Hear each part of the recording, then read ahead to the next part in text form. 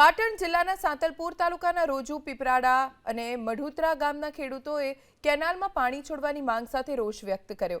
નર્મદા વિભાગ તરફથી minor canal તો બનાવવામાં આવી, પણ છેલ્લા ઘણા સમયથી કેનાલમાં પાણી નથી આવતું।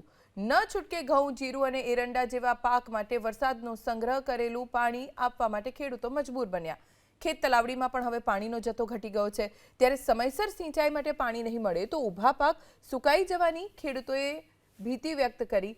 રિયાલિટી ચેક કરતા માઇનર કેનાલમાં ઠેર ઠેર ગાબડા અને તિરાડો જોવા મળી, ત્યારે આગામી દિવસોમાં માઇનર કેનાલમાં પાણી નહીં છોડવામાં આવે તો રાધનપુરમાં આવેલી નર્મદા કચેરીની તાળાબંધી કરી વિરોધ દર્શાવવાની ખેડૂતોએ ચીમકી ઉચ્ચારી।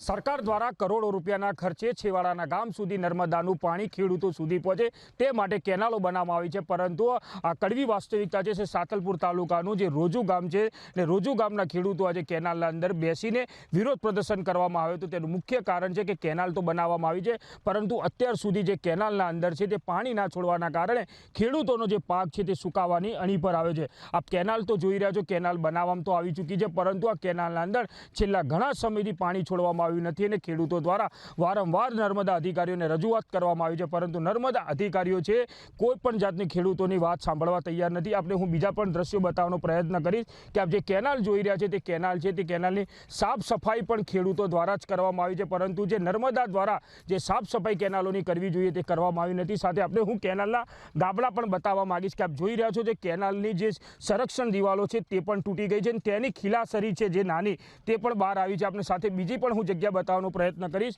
કે આપ જોઈ રહ્યા છો જે કેનાલ છે, જે કેનાલનો જે તળિયાનો ભાગ છે તે પણ તૂટી ગયો છે। જો કેનાલના અંદર પાણી છોડવામાં આવે તો પાણી છે આજુબાજુ ખેડૂતોના ખેતરના અંદર ઘૂસી જાય અને તમામ પાક છે તે નિષ્ફળ જઈ શકે છે। એટલે કહી શકાય કે જે ખેડૂતો દ્વારા રોજુ ગામથી આ કેનાલ પસાર થાય છે, સાથે પીપરાણા ગામ, મઢુતરા ગામ સુધીની આ માઇનોર કેનાલ છે ને તે આજુબાજુના ખેડૂતોને પાણી પૂરતી આ કેનાલ છે, પરંતુ આજ દિન સુધી આ પાણી છોડવામાં આવ્યા ના હોવાના કારણે ખેડૂતો છે તે હાલ જે વિરોધ પ્રદર્શન કરી રહ્યા છે। એટલે કહી શકાય કે જે રીતના ખેડૂતો દ્વારા જે વાવેતર કરવામાં આવ્યું હતું ને તે વાવેતરની વાત કરવામાં આવે, જીરું છે, એરંડા છે, તે તમામ ઘઉં છે સહિતનો ઈસબગુલ સહિતનો જે પાક છે તે વાવેતર કરવામાં આવે છે, પરંતુ જે પાકની જો વાત કરવામાં આવે બે પાણી તો છે જે તળાવમાંથી લાવીને ખેડૂતો દ્વારા તૈયાર કરવામાં, પરંતુ હવે જે પાણીની વધુ જરૂર છે અને પાણી હાલ કેનાલમાં ના હોવાના કારણે ખેડૂતોનો તમામ પાક છે તે સુકાવાની અણી પર છે। એટલે કહી શકાય કે જે રીતના ખેડૂતોની એક જ માંગ છે કે જે માઇનોર કેનાલ છે, માઇનોર કેનાલના અંદર ઝડપથી જો પાણી છોડવામાં આવે તો જ ખેડૂતોનો પાક બચે તેવી હાલ તો શક્યતાઓ દેખાઈ રહી છે। એઝાઝ મંસૂરી, એબીપી અસ્મિતા, પાટણ।